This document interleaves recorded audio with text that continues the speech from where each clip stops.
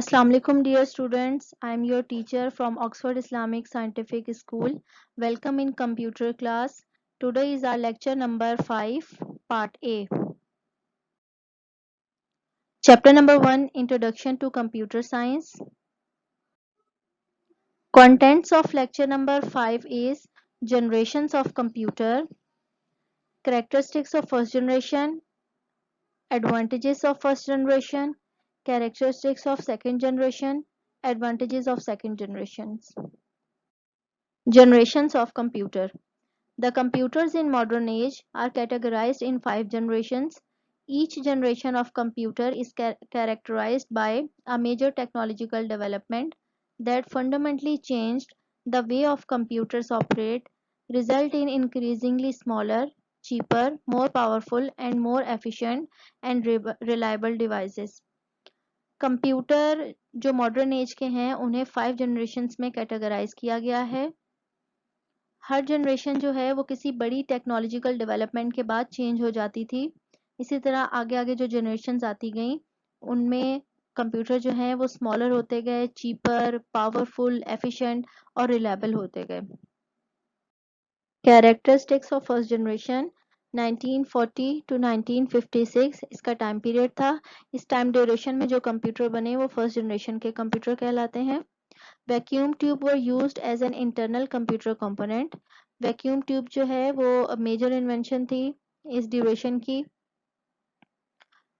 Computer में internal component यानी कि लॉजिक सर्किट्स की जगह पे इस्तेमाल की गई.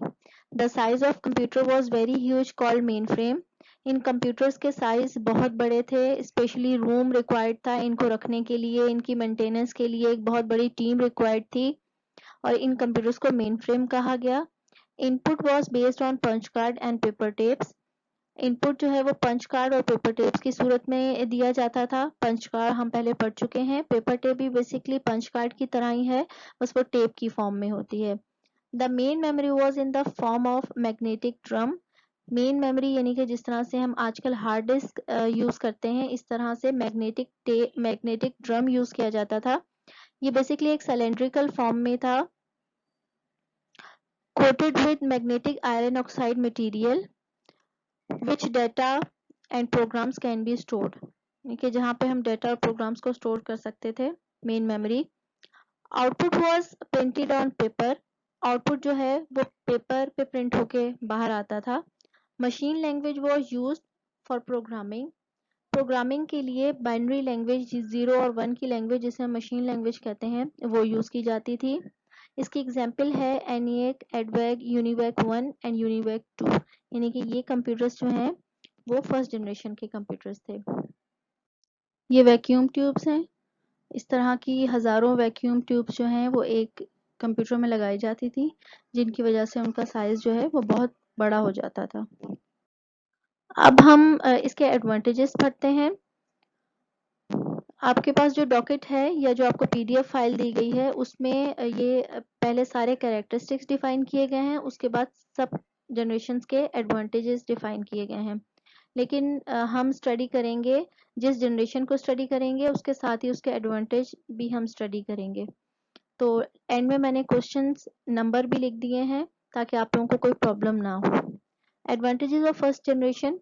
Vacuum tube were used as an electronic components यानी कि लॉजिक सर्किट्स की जगह पे जो है वो एक electronic component vacuum tube use किया गया.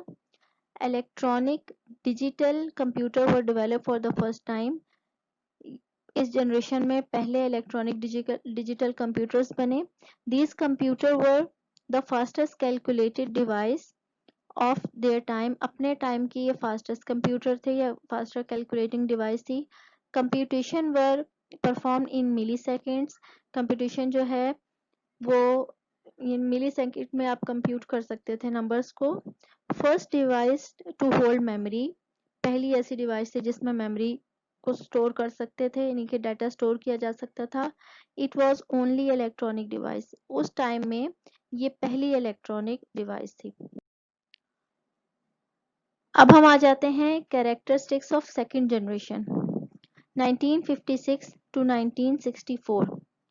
Transistors were used as an internal computer component.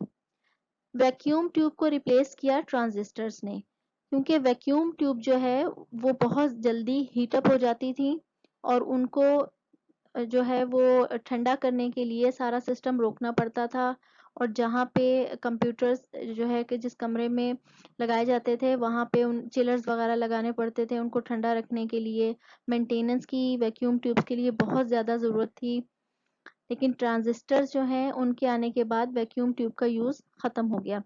The size of computer were smaller than first generation called as main frame. First generation से जो है कंप्यूटर्स का साइज कम था लेकिन फिर भी ये मेन फ्रेम कंप्यूटर कहलाते थे। Main memory was in the form of magnetic core. Main memory जो है वो मैग्नेटिक कोर की फॉर्म में। Assembly language was use for programming. Programming के लिए एक लैंग्वेज जो है वो बनी असेंबली लैंग्वेज। बेसिकली ये भी मशीन लैंग्वेज थी लेकिन एडवांस थी बाइनरी लैंग्वेज से। High level programming languages were also developed, Fortran, COBOL. High level language programming के लिए बन गई जैसे फोर्ट्रान, कोबोल। और IBM 1401 जैसे कंप्यूटर्स जो हैं वो सेकंड जनरेशन के कंप्यूटर्स हैं। This is the picture of transistor. Transistors जो हैं वो इस तरह के दिखते हैं। अब हम आ जाते हैं इसके एडवांटेजेस की तरफ। Smaller in size as compare to first generation. पहले फर्स्ट जनरेशन से जो है इसका साइज स्मॉल था। Much more reliable. Less heat generated, यानी कि हीट जो है वो कम जनरेट करते थे एज कंपेयर टू जो वैक्यूम ट्यूब्स वाले कंप्यूटर्स थे। Computation were performed in micro seconds. Computation जो है वो और ज़्यादा फास्ट परफॉर्म होने लग गई। Less hardware and maintenance problem. Vacuum tubes की वजह से हार्डवेयर और मेंटेनेंस का प्रॉब्लम बहुत ज़्यादा था फर्स्ट जनरेशन में, इसमें कम हो गया। Could be use for commercial use, इनको कमर्शियली भी इस्तेमाल किया जा सकता था।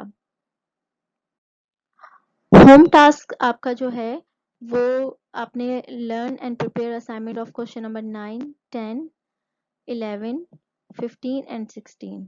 इनके जैसा मैंने आपको पहले बताया कि मैंने जो जनरेशन आपको बताई है उसके साथ ही उसके एडवांटेजेस बताए हैं, तो आपने असाइनमेंट भी इसी तरह से बनाना है कि पहले उसका जनरेशन के कैरेक्टरिस्टिक्स लिखने हैं, उसके बाद आपने उसका एडवांटेजेस लिखने हैं।